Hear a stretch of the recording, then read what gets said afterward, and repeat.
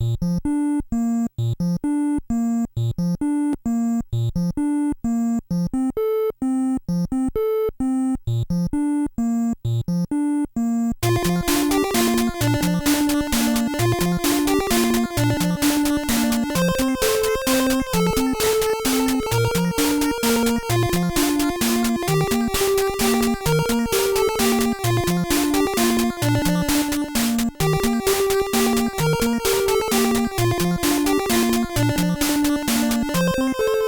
game theory, they often talk about ways in which our play in games are divided into two basic sort of paradigms of play.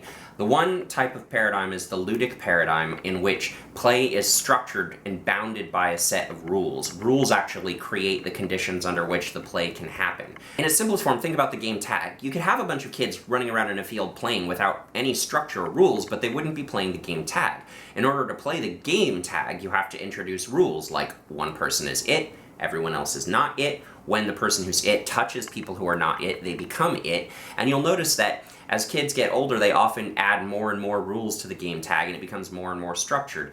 Tag, for example, becomes freeze tag, so when you touch someone, they can't move any longer. Or tag gets bases added, or timeouts added, or means and ways in which people can team up against each other, or change the specifics about what one has to do, or how one can interact with the person who's it, or how the person who's it has to do things to get the other people to be it. The pietic mode of play is the more free-form, chaotic, ruleless type of play that isn't based on sort of rules and structure, but is very imaginative and very loose, and it changes and develops a lot. Most tabletop board games are very, very ludic. That is, they are extremely structured by the rules, and they have a sort of underlying rule, which is that anything that isn't actually explicitly permitted in the rules is generally prohibited. In most board games, you can't just make things up. You have to do the options that are presented to you specifically by the game, and you can't do things that aren't presented to you by the game. Generally speaking, computer games, by virtue of the limitation of happening on a machine in which everything has to be programmed in advance, are purely ludic. You only have very set options that are provided to you by the game, and you can't interact with the game outside those options that are explicitly offered to you by the game. There are some exceptions, there's some edge cases. Minecraft is an example of a game which is very freeform, and the purpose of the game is not determined for you by the game. So there's some pietic sort of thinking happening in some computer games these days, but most of those games are very ludic. Most pietic play actually happens outside game environments. It happens, for example, when kids do things like play house or play cops and robbers, imaginative games where the rules are very flexible and often change mid-game. The most pure kind of expression of pietic game playing I can think of is actually from the comic strip Calvin and Hobbes. The characters play Calvin Ball, and the very essence of Calvin Ball is that it's a game where the rules are continually in flux, continually made up by the characters and changing, ever-changing. And there's this requirement in Calvin Ball that all the players are cooperating with each other, that they're all permission-giving toward one another. In other words, whatever rule that another player makes up, I can't just merely contradict that rule. I have to support that rule, but also then add my own rules to change the game in the way that I want the game to be changed. I would suggest that tabletop role-playing is the genre of playing where ludic and pietic styles of play perfectly meet and complement one another. I mean, look at these shelves and shelves and shelves of rulebooks. Outside maybe the code of a complex computer game, there is no other game that generates this much text and rules about itself. The most complex board game, the most complex tabletop miniatures game is nothing to the complexity of your average role-playing game. And yet, for all these rules, the function of the rules in a role-playing game is somewhat different from in a board game. In a board game, the rules define the parameter of what is possible, whereas in a role-playing game, anything that you can imagine is possible. And the game actually accumulates rules as the players and designers make increasing demands of the imaginative space. They make increasing requirements of what they desire to do in that imaginative space. Rules are actually created to accommodate the imaginative possibility rather than the other way around. If, as a player in a role-playing game, I want to play a sentient, hyper-fast, aquatic, shape-changing squirrel, then I start with the imaginative concept and the desire for play, and then I go looking for the rules which permit me to do that. The other way I can show that the streams of ludic and pietic game theory are harmoniously united in tabletop role-playing games is to contrast it with the way most games work. Most games have a clear objective. That is, there's usually a winner and a loser, or a point at which the game ends, and we determine whether the objective was successfully accomplished or whether it was failed.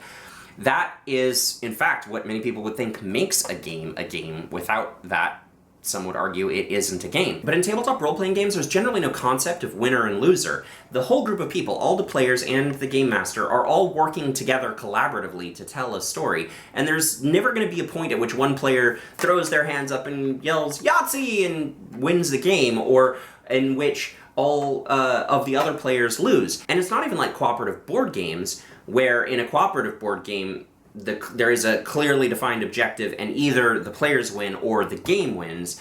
In a role-playing game, it's a story, and so it's ongoing, and the only objective that could really be said to be had is for everyone at the table to continue having fun, and so long as everyone at the table is continuing to have fun, the game can continue on. Now, often tabletop role-playing games are structured like stories. The players are all together sort of telling a story, and stories do have beginnings, middles, and ends, so it may happen in a particular game that the story that the group is trying to tell comes to its conclusion, it arrives at its end, but that ending then happens via the consensus of the whole group that they have told the story they wanted to tell, and that could happen at any time. I've sat down to play role-playing games many times where we told an entire story from beginning to end in a single evening of play.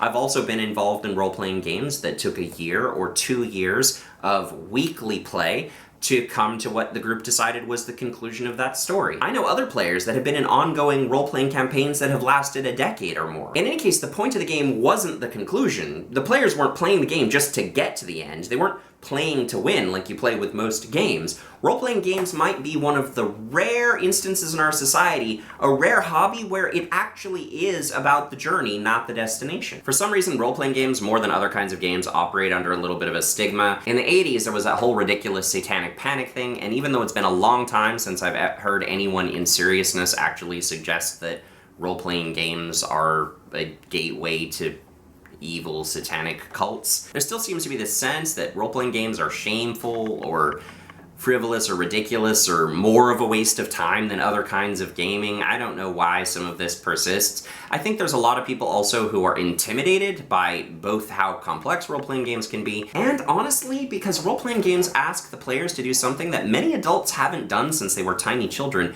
which is to engage their imagination in a sort of liberated way that isn't bounded by the social strictures or even by the rigid conventions of most other forms of games. I think people are intimidated by that prospect of entering into a world where they don't feel ridiculous pretending to be an elf or a wizard or a space pirate. But if shame or stigma is holding you back from trying out tabletop role-playing, then you're actually being prevented from experiencing one of the most satisfying intellectual hobbies that our society has available. I was shaking my head the other day because on my Facebook timeline I saw a meme which was about a Florida congressional candidate who was being mocked in the media for doing live-action role-playing Vampire the Masquerade.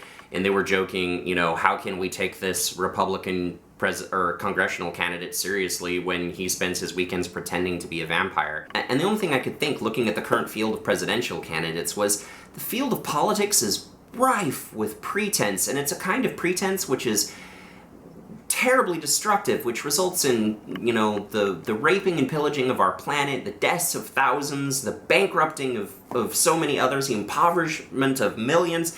And that pretense is somehow supposed to be grown up and serious, and we're supposed to respect it. But they're real vampires, and we're supposed to, you know, mock and feel ashamed about the one guy who spends his time harmlessly pretending to be a fake vampire on the weekends? I don't know. I prefer the kind of playing pretend that involves dice and figurines to the kind of playing pretend that involves calling Syrian refugees terrorists.